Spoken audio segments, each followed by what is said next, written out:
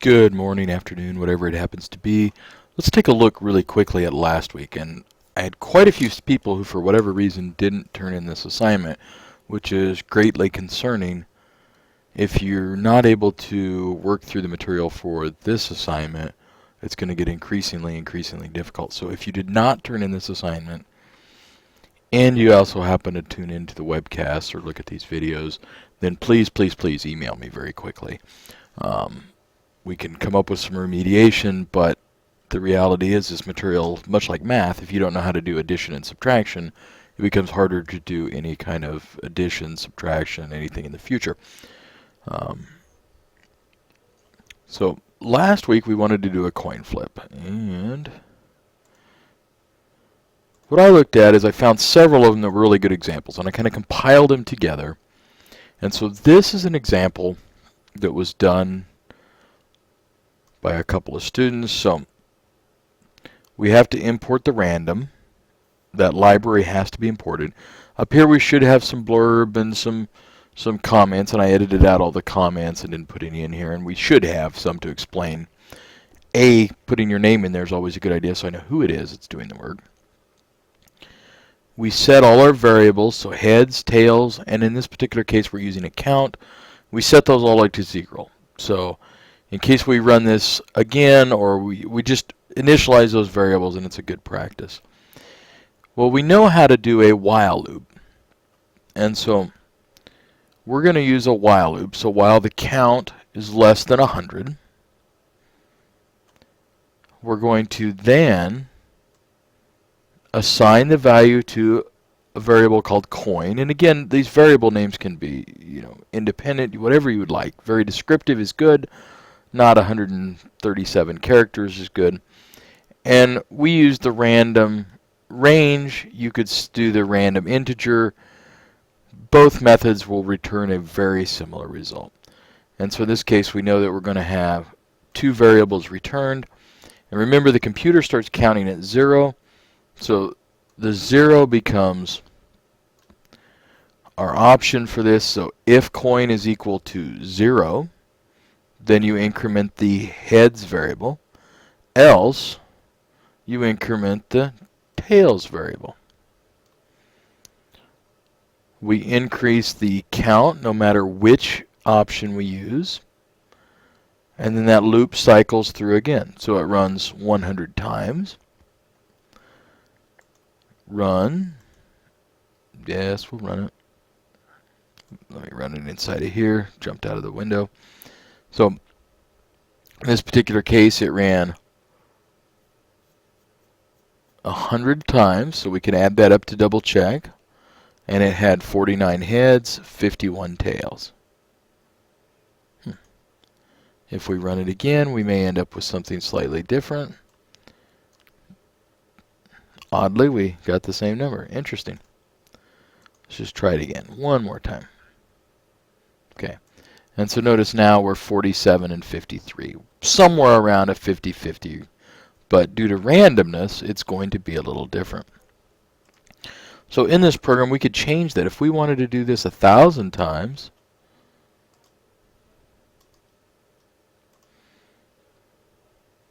now it ran 1,000 times very quickly. So we're creating some content we can reuse. We now see how that while loop can function. This line is just a handy line to put at the end of all of our programs so that we have a way to, the program will hold itself open. So if I look at, and I'll show you an example of why we would want to do that. So in my downloads folder, if I just run a program, notice how that one just, it executes very quickly and ends. It didn't have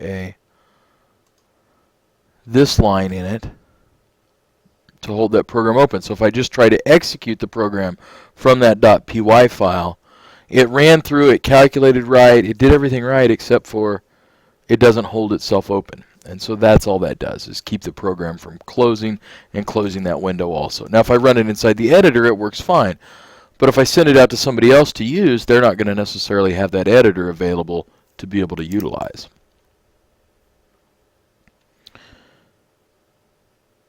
So this week, we started in on the idea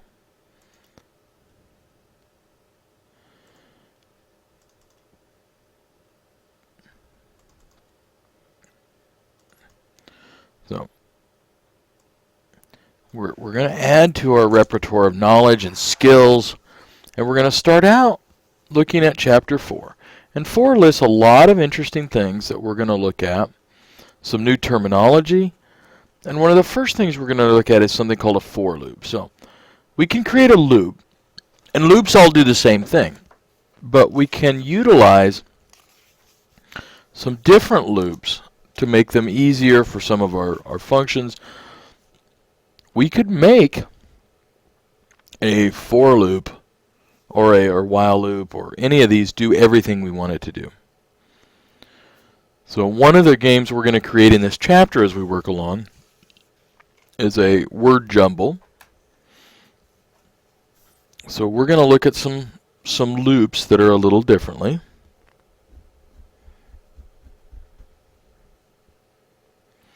So one of the things we're going to do is we're going to do a for loop.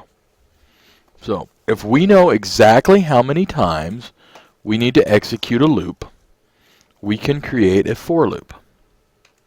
So a for loop would be another way we could have done this. So this had a while loop.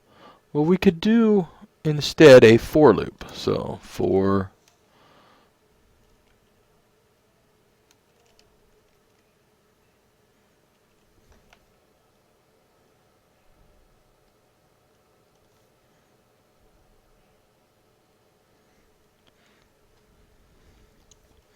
sorry, I had somebody pop in my door there. So we could do a for loop. So very, very easily. So if I knew how many times I wanted to loop something,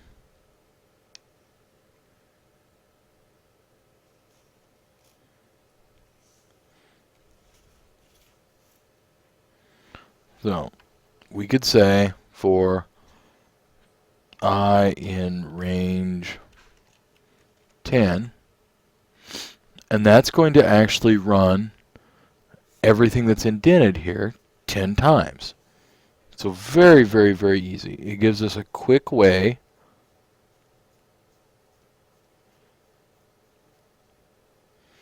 to do things. So we can do the range, and the range gives us something a little even more important, if I would have spelled it right. So even more important, it gives us the ability to do some other interesting things. So range 10 is going to count from 0 to 9.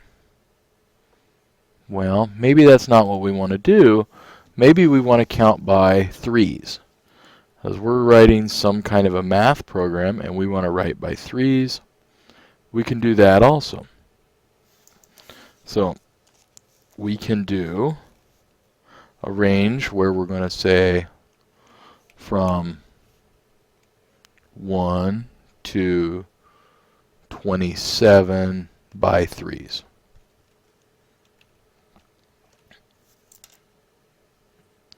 And that's going to increment that I by threes starting at 1 all the way to 27. We could even flip this around. Maybe we wanted to count backwards. We're creating a program that's going to launch a rocket, and we could say from 10, comma, 1, comma, negative 1, and it will actually count backwards. And this ability to do these very quick for loops is one of the greatest things that Python has as a really quick advantage. There's a lot of other things it does very well, but this obviously is a very quick way. So Python is probably the most liberal in its ability to use a for loop. So in your textbook, you'll start seeing we talk about loops on page 89. And they have a couple of examples. And so we're going to start looking at how do we also manipulate text, how do we manipulate. So we can do a lot of interesting things very quickly, and we can manipulate our text very, very easily. So on page 88, 8, they introduced something called the loopy string program. So all that does is you put in a word, and it outputs what you wrote as a word one line at a time. So what am I talking about here? Okay, so let me open and find my... So loopy string, we're going to look at it. Loopy string, very short program. Says, well, here we take an input, so we're inputting something as a word, and with Python we don't have to ahead of time say it's going to be a string, or we can do that on the fly or dynamically. So enter a word, print, here's each letter in your word, and it says for letter in word, print letter. So it's going to create a loop, and it's going to increment by each letter in word. Isn't that pretty slick? So let's run this and see what happens. So we're going to put in a word, and let's put in homework. And it creates a loop that then executes the number of times there is a letter in homework. And so it shows you that by printing out each one individually. It breaks that text string apart. Pretty slick. That is far easier than we could do in almost any other programming language. So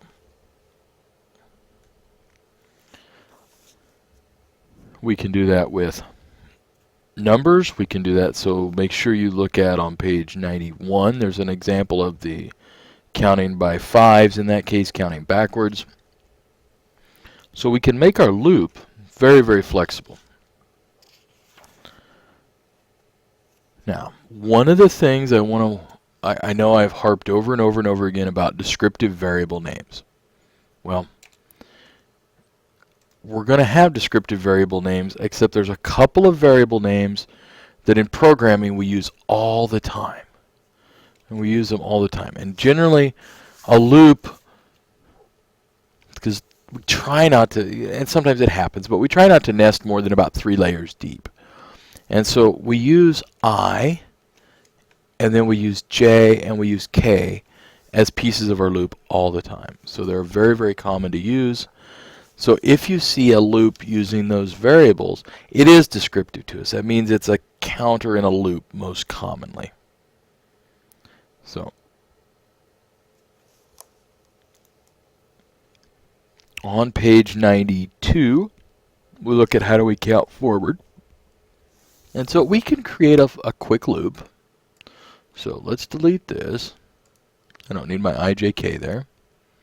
And we don't need this. So let's just make a little demonstration of what a loop can do. And we don't need this print statement here either. So let's just get rid of all this stuff. We're just going to use this as a scratch pad. So we're going to create, because I like the I. Now, one thing we might do,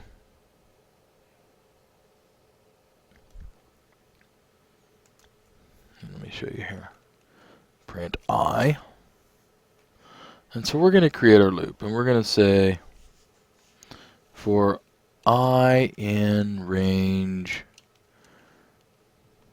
and we can pick whatever we want to do. So let's do 0, 100, 10. So let's save that.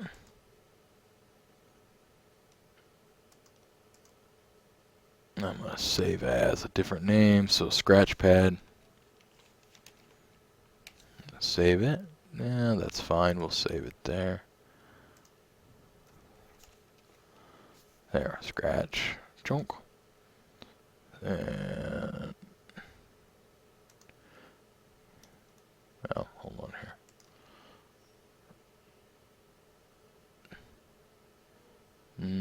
No, don't care. So we're going to run this. Oh, so why do we have an invalid syntax? What did we do? Well, again, notice we have to always end those with our colon. So we end that. Now let's try to run it. It's going to make us save it. 0, 10, 20, 30, 40, 50, 60, 80. Oh, wait a minute. Why did it... I wanted to go from... Oh, yeah, the computer starts at 0. So we always have to remember that what we think is going to happen may not happen quite the way we looked at it. So 0 to 100, it only went to 90. So what happens if we go 10 to 100? So let's run that one.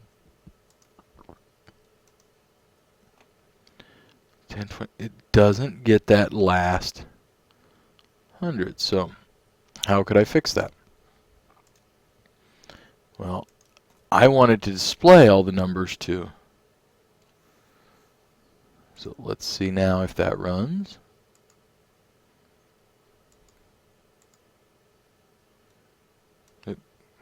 Get it back in the right window there. So notice now that did that. And the reason is it starts at 0. So it did increment 100 pieces. So it incremented all the way to 99. But we couldn't display that. So, or it started at 0 and did 10 pieces after that. So sometimes we have to trick it a little bit because we start counting with a little different number. Alright, so we can count backwards, and we looked at that. So we could flip that around really quickly if we wanted to play with it and count backwards. So we could say minus 10 from 100 to 0. We could run it. So try these things out. Play with them. 100 to 10. Try them out. Experiment with them. That's the only way to learn this material. So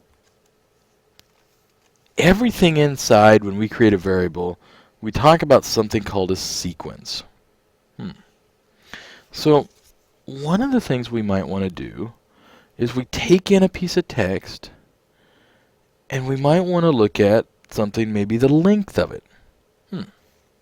Okay. So we have the ability to use something called a length function.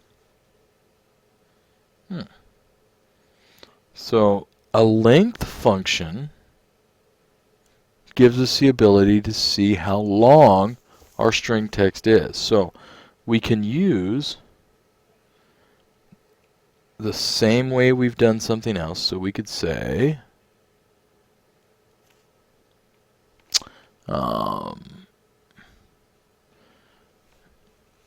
value, we want to use a capital VALUE, equals the length, and then we could put in the message directly if we wanted to.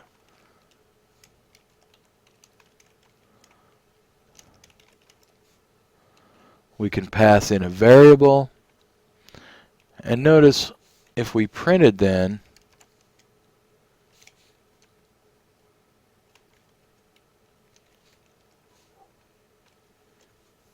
and notice that prints a value, so we could run this. Okay. And we get an output. Now, I didn't clean it up. It doesn't look very pretty. 24 characters. So when I go back here and I look, alright, let's see. I'm going to start here and go 1, 2, 3, 4, 5, 6, 7, 8, 9, 10, 11, 12, 13, 14, 15, 16, 17, 20, 21, 22, 23, 24.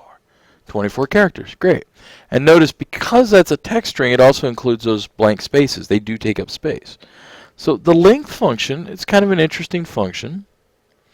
We can actually very quickly even get values for if something is in there. And that's another thing that in other languages would be very, very hard to do. And yet in Python, it becomes very easy. And so on the page EU95, they look at something, the in operator. So let's say we change this just a little bit. I'm going to get rid of that length statement.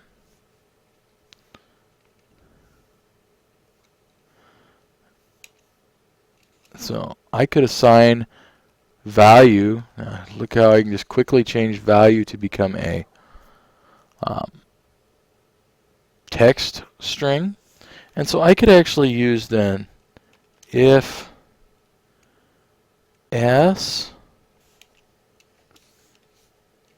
notice I had to put it in quotes, in value, print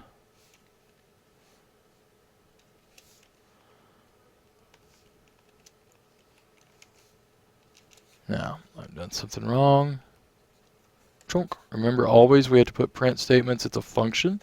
It's passing something in. So if I run this and we save it, so now we ran, it printed this message is not long, and it printed you win. So we're just using this as some scratch pad, so let's see why it did any of that.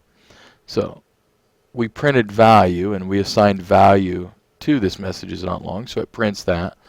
And because it did find an S in there, it printed you win. Now, we could very quickly put an else statement in there, else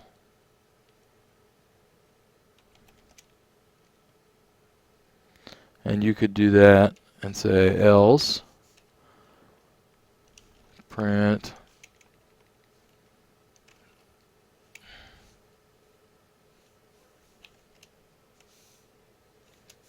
you lose.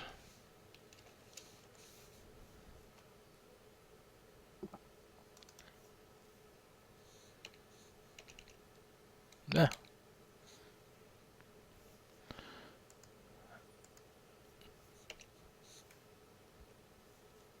Let me readjust here a little bit. Chunk. Okay.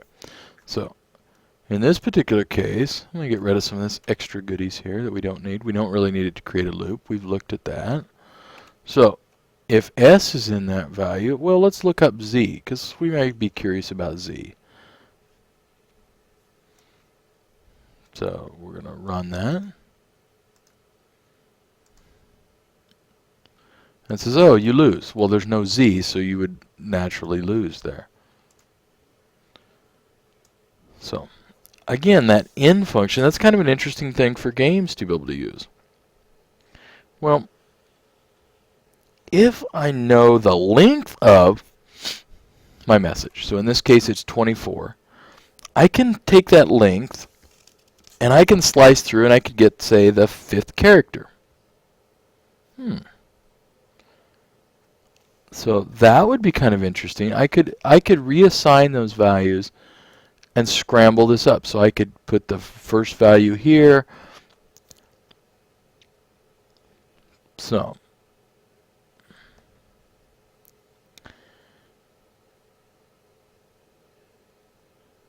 one of the things we have to look at then is how do we value or print out any of this. So we know that we have value.